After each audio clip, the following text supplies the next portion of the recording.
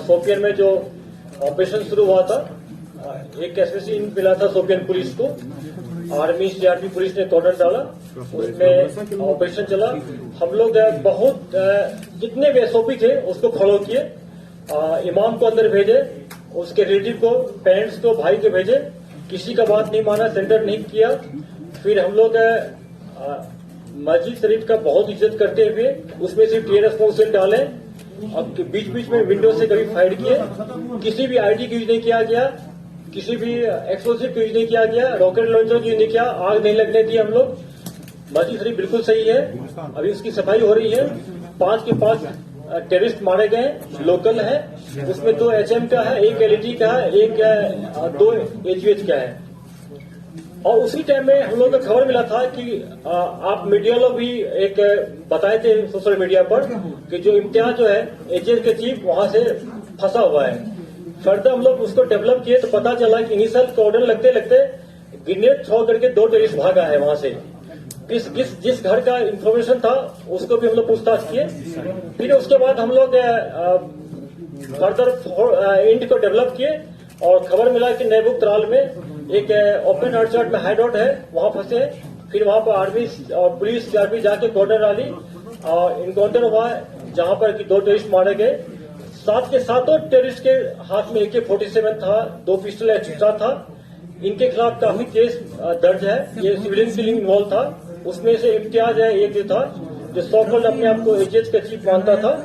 Burhan Coca के मरने के बाद इसको चार्ज दिया गया था। अब मैं कोर कमांडर सर को रिक्वेस्ट करता हूं कि आप लोगों से इंटरेक्शन आप सब, मेरा ये पहला मीडिया इंटरेक्शन है। चिनार कोर टेक ओवर करने के बाद लेफ्टिनेंट जनरल PS राजू के साथ से मैं वापस कश्मीर में 20 महीने के बाद में आया हूं। और यहां आने के बाद में मैंने एक नई एनर्जी, नई स्फूर्ति, नई एफर्ट देखी है, जिसके अंदर गवर्नमेंट की सभी arms, media, civil admin, security forces, आप सब मीडिया खुद लग करके एक जम्मू एंड कश्मीर को एक बेहतर जगह बनाने के लिए आप तत्पर हैं। मगर एक चीज और देखने में आई है कि जो साउथ कश्मीर, सेंट्रल कश्मीर है, सेंट्रल कश्मीर के कुछ हिस्सों के अंदर एक साइकिल ऑफ वायलेंस अभी भी चल रहा है। उसको कंट्रोल करने की काफी कोशिश जारी है और मैं समझता हूं कि इसकी तरफ एक हमें बेहतर सिटीजन एंड सिक्योरिटी फोर्सेस की कैनेट की जरूरत है। इसके 2 रास्ते हमने प्लान करे हैं जिसके ऊपर हम चलेंगे। पहला रास्ता है कि हम रिक्रूटमेंट को रोकेंगे। हमारी सारी कोशिश रिक्रूटमेंट को रोकने के लिए होगी।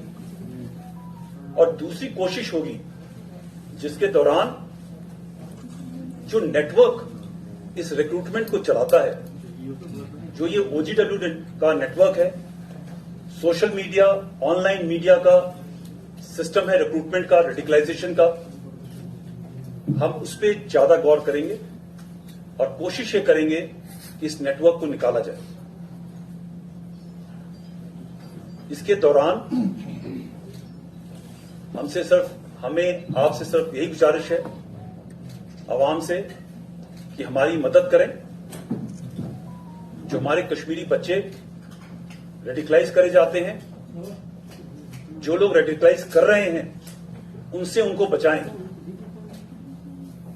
इस कुछ महीने के दौरान मैंने ये भी देखा है, कई परिवार अपने आप सामने आते हैं और वो ये रिक्वेस्ट करते हैं हमसे कि हमारा बच्चा गलत राह पे चल रहा है, उसको हमारे गांव से अलग ले जाइए, भले ही दूसरी जगह पे ले जाके जाएं, हो सके तो कुछ समय के लिए जेल में डाल दें उसको, ताकि वो इस गलत रास्ते के ऊपर ना चल सके।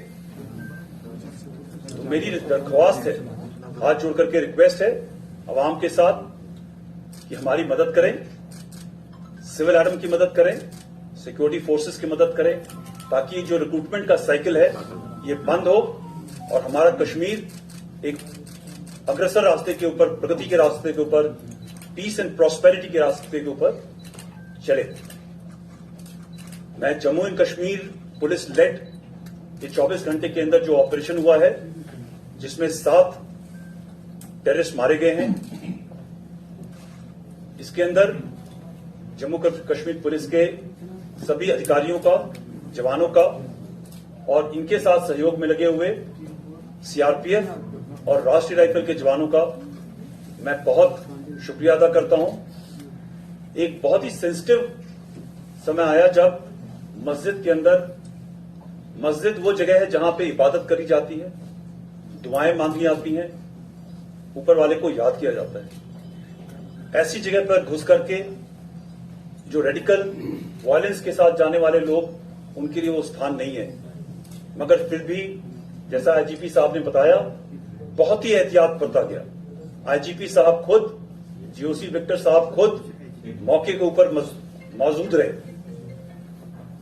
इनफैक्ट इस पूरे वायलेंस के अंदर हमारे कई जवानों को चोटें आई, मगर ये एक हमारे कल्चर का हिस्सा है। जो दुआ इबादत की जगह होती है, हम उसको रिस्पेक्ट करते हैं। हम सब कश्मीर के अंदर हो, चाहे पूरे हिंदुस्तान के अंदर हो, हर जगह हम लोग ये चाहते हैं कि एक इबादत की जो जगह है उसको प्रॉपर रिस्पेक्ट होनी चाहिए।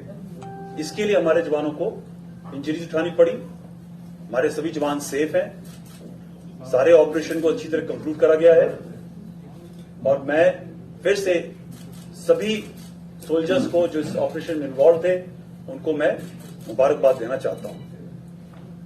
अभी मैं जो ऑपरेशन की डिटेल है उसके बारे में बताने के लिए आईजीपी साहब को बताऊंगा और फिर रिक्वेस्ट करूंगा कि मौके के ऊपर कैसे ऑपरेशन हुआ, उसके लिए हमारे जीओसी साहब जनरल राशिम बाली उसके बारे में जो स्पेसिफिक डिटेल्स हैं वो बताएं। पहले मैं आपको बहुत ही छोटे में शोपियां के बारे में बताता हूं।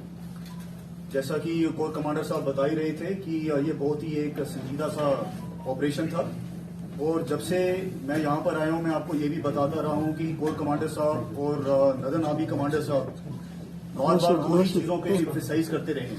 पहला ये है कि लोकल सेंटीमेंट की पूरी इज्जत करनी है। नंबर 2, मिनिमम फोर्स का इस्तेमाल करना है और मिनिमम कोलैटरल डैमेज होने देना है। तो ये 3 कोई भी बुनियादी ऑपरेशन में मेरे सिद्धांत रहते हैं और आईजीपी साहब के साथ हम मिलके अपनी तफ्तीश बनाते हैं। अब क्योंकि इस केस के अंदर शुरू में ही टेररिस्ट जो हैं मस्जिद के अंदर चले गए थे, तो आईजीपी साहब और मैं खुद मौके के ऊपर गए हैं। वहां पर शोपियां पुलिस, सीआरपीएफ और 44 RR डटी हुई थी मौके के ऊपर। अब अगर हम इस सिचुएशन को ठीक तरह से एनालाइज करते हैं तो क्लियर कट हो जाता है कि हमने शुरुआत करी है सबसे पहले मौलवी साहब को अंदर 2 बारी भेज के। मौलवी साहब खुद गए हैं, उन्होंने दरख्वास्त करी है अंदर टेररिस्ट से कि आप बाहर आ जाइए। उसके बाद हम लोगों ने उसके भाई को दोबारा रात को तकरीबन 12 बजे एक बारी फिर भेजा है। दोबारा उसके भाई को हमने तकरीबन 1:30 बजे एक बारी फिर भेजा है और आखिर में सुबह के टाइम उसके माँ बाप को भी हमने एक बारी मौका दिया अंदर जाने के लिए। तो हर तरह की कोशिश करी गई है, जैसे मैं आपको पहले भी बताता रहा हूं, कि अपने कश्मीरी भाइयों का हम सरेंडर ले सकें। पर जब हमारे को जवाब नहीं मिला है, फिर हमने धीरे से पहले ऑटोमेटिक फायर और उसके बाद ग्रेनेड तक का हमने इस्तेमाल किया है, छोटे वाले ग्रेनेड।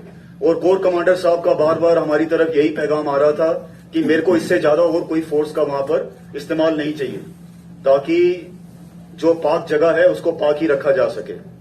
इसी हालात के अंदर, क्योंकि हमारे ट्रूप्स जो हैं बड़े रिस्ट्रेन के साथ अपने आप को ऑपरेशन करना पड़ रहा था, उसकी वजह से उनको स्प्लिंटर इंजरीज हुई हैं और बहुत ही बहादुरी से लड़ते हुए 44 RR शोपियां पुलिस ने फाइनली सुबह 5 टेररिस्ट को न्यूट्रलाइज किया है और उसके बाद अभी तक मौके पर मस्जिद के अंदर डिप्लॉयड है, ताकि मस्जिद को साफ करके जितना उसको हम रिस्टोर कर सकते हैं उसको रिस्टोर कर बिल्कुल ठीक हालत में वापस दोबारा सोसाइटी को दे सके।